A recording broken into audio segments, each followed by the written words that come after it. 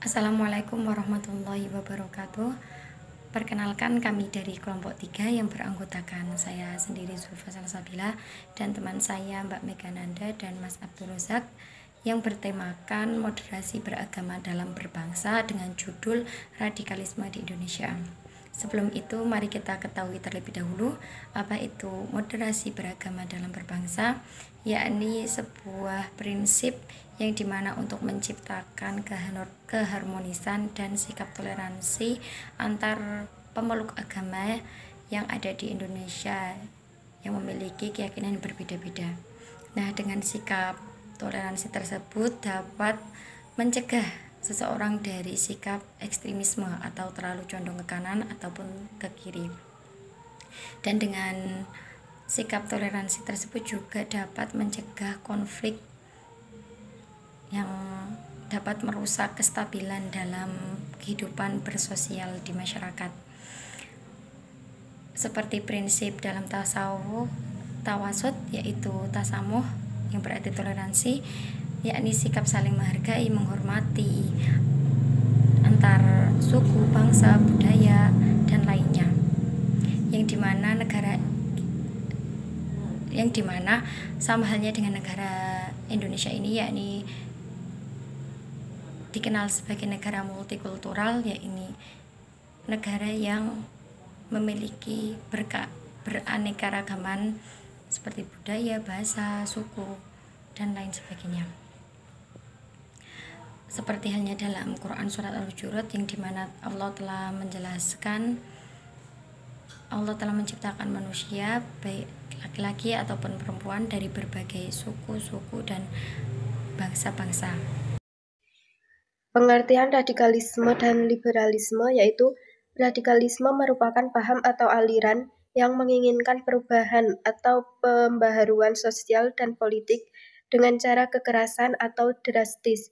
Sedangkan liberalisme yaitu berasal dari bahasa Latin yaitu libertas atau dalam bahasa Inggris yaitu liberty yang berarti kebebasan. Maksud dari kebebasan ini adalah kebebasan untuk bertempat tinggal, menentang penindasan, kebebasan beragama, dan hak mendapat perlindungan pribadi. Contoh dari kasus radikalisme di Indonesia yang masih marak-maraknya yaitu aksi terorisme dan LGBT. Faktor penyebab sendiri dari radikalisme yang pertama yaitu faktor pemikiran.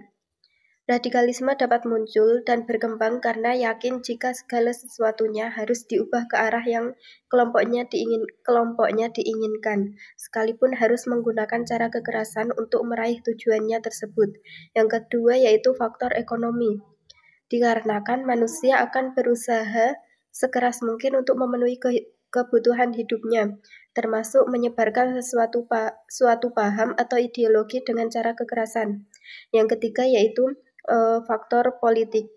Dikarenakan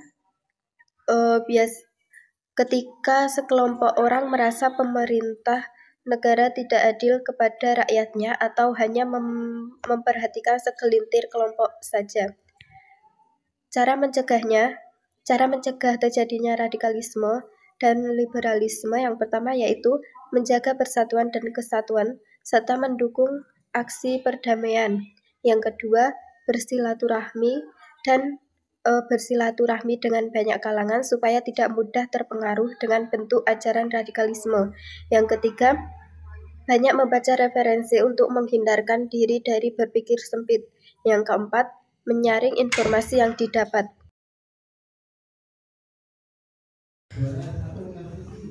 Terkait nasionalisme ini, dalam tafsiran Quran surat Al-Baqarah ayat 144 yang ditafsirkan oleh Profesor Quraisy Shihab, bahwasanya beliau berpendapat hal tersebut dibuktikan oleh Rasulullah SAW saat peristiwa perubahan kiblat dari Baitul Maqdis ke Ka'bah, dikarenakan Ka'bah merupakan kiblat leluhur Nabi Muhammad SAW dan kebanggaan bagi masyarakat Arab. Kemudian ada